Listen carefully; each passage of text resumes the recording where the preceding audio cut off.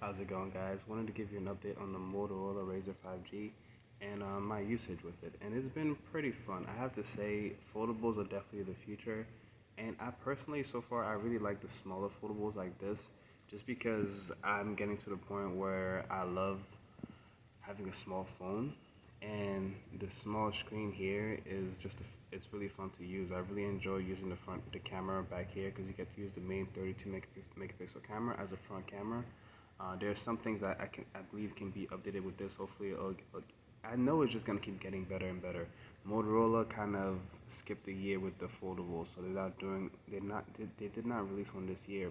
They should release one next year because I believe like if they had released one this year, it would have easily been neck to neck with Samsung's version because the one thing that the Flip 3 is missing from Samsung is a beautiful outer display like this that can do so much. Like you can reply to messages, you can I can go on Instagram here and send messages to all that.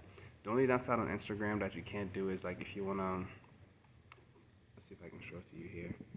Try to tap on that screen if I can brighten it down a little bit. Hold on a second. There we go. You can see the icons are a little bit better now. So I'm gonna click on Instagram. Hopefully nothing too, I think safe. He says app may not work in secondary whatever. But the one thing I would say is if I want to share a story, slide this way. Well, if I want to share a story, as you can see, the main camera shows up here.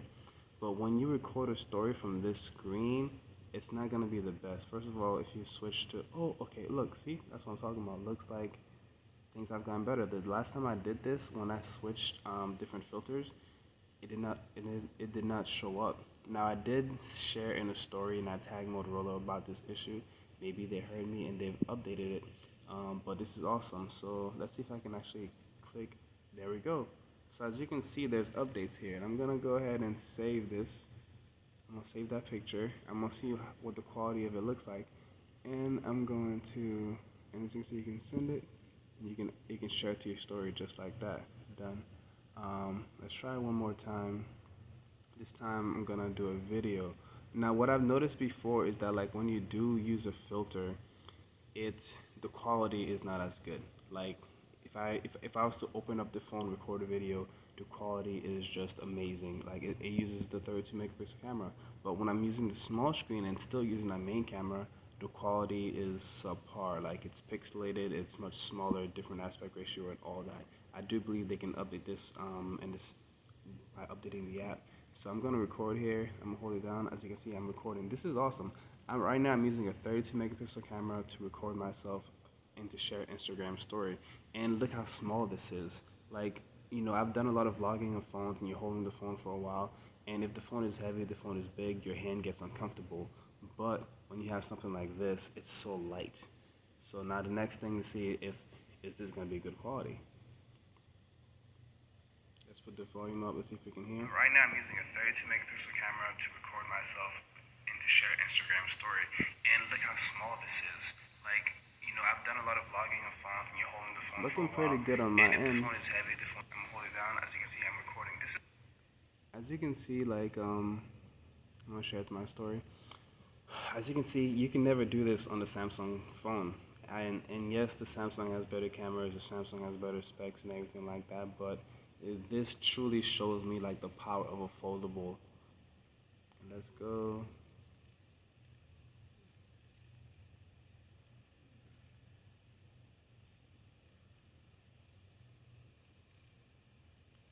Right now I'm using a 32 megapixel camera to record myself and to share. We're gonna have to open it up. As you can see, I can open it one-handed. So that's a little glitch right there. Let's go home, close out the app, and go back into it.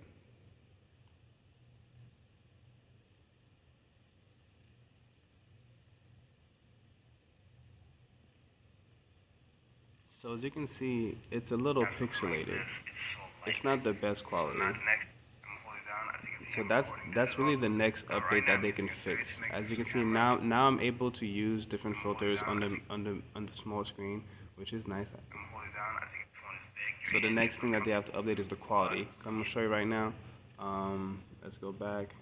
Let's go to story, and let's put a filter on, and then I'm gonna record myself. What up, people? Instagram, YouTube family, and tech lovers, all united.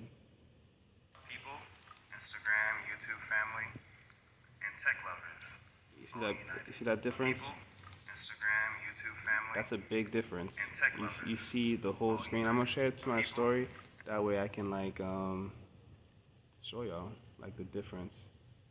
So this is when I'm using the small camera in the front. When you have something like this, it's so light. A little blurry, a little pixelated. You don't get the full screen effect. But the picture though, the picture gave the full screen, but still kind of blurry. Now we go to the camera. Instagram, YouTube family. Look at that. And tech lovers. Much more detail. Now if they can fix that, I think that's really one of the only things I've really noticed about this. Yeah, you can do so much on the screen. You can unlock it, go straight to your phone, calculator. I can go to my home app. I can turn on my AC, turn it off. This is how I get into my building here. There's a little game that comes with it. YouTube. I haven't tried TikTok yet. Twitter works on here pretty well. Twitter, I really haven't really noticed too many issues with Twitter. I haven't really tried Facebook, but yeah, and this can only get better. And then you go one more, you can add your shortcuts, and you have your quick toggles here. There's so much you can do here. So that alone really puts this right now still in a league of its own. To have a phone that folds into this small form factor is amazing. There's nothing like it out there. And you can get it, I believe, for $500 on T-Mobile. $500 for this is amazing. The processor is great. The only other downside I would say is this is not as good as of a gaming phone. Like, I do like to game on my phone a little bit. I love playing Call of Duty Mobile. Call of Duty Mobile is not the best experience on this, but if you're not a gamer, then you don't really have to worry much about it. Other games I've tried, I've worked just fine. I just like the bigger screens for gaming. But if you want like a incognito phone, or if you like to wear like very slim clothes with small pockets or anything like that, or if you're like me, if you're non-gender conforming, non-binary, and you like to experiment with your clothing, like I've been wearing more women's clothing lately, and a lot of them don't have pockets, so it's nice to be able to have a small phone that you can just put in a small pocket, or put in like I typically carry around this little bag from Urban Outfitters, and I can put it in here, I can put it in any one of these pockets easily. So I do love the Motorola RAZR 5G for so many reasons. And of course, the last thing I'm going to mention, of course, is the main reason why I want to be able to use the back camera on the small screen is because the front camera is not the best. Like I forget exactly how many megapixels it is. It works, but I feel like it could have been better. That's why I want the experience on the small screen on the back to be improved. And also too, just to let y'all know, this phone did just get security update to, well, yeah, let's see if I can show here. Well, it just got an update this morning, security patch August 1st. So it's a month behind, but that's not too bad. It's Verizon, at least, well, actually, this is the unlocked version, but so it is still getting some updates. Hopefully, it'll get the update to Android 12. And if it does, I'll do a video on that. If you guys have any questions about the Motorola RAZR 5G, let me know. Because clearly Motorola is still working on this phone. They still care about it. Just because they didn't release a new foldable phone this year doesn't mean that this phone is left in the dust. And just because it's 1 year behind the Flip 3 does not mean that it's not a compelling competitor to the Flip 3. And again, the main thing setting this one apart is this beautiful outer display. I think Motorola knocked it out of the park with this display, and hopefully this type of display can inspire people to do a lot more.